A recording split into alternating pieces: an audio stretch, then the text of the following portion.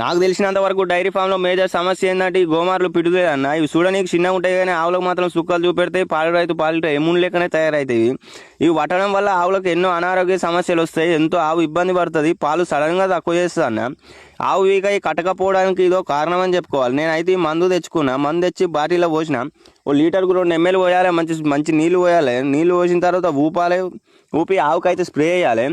వీటి వల్ల ఆవులకు ఎన్నో అంటువ్యాధులు వస్తాయి అన్న. ఇవి అక్కడి నుంచి అక్కడ, ఇక్కడ నుంచి అక్కడ పోయి కొంతమంది రైతులు ఇట్లా చేలతో వీక్తా ఉంటారు. అట్లా వీకుడు చాలా ప్రాబ్లం. ఎందుకంటే వాటి ముక్కులు అనేటివి లోపలనే ఉండి ఆవులు ఇన్ఫెక్షన్ అయ్యి అంతా ఇంకా అనారోగ్యానికి గురవుతాయి అన్న. మనం ఫస్ట్ ఇలాంటి స్ప్రేలు తెచ్చుకొని కొట్టుకోవాలి.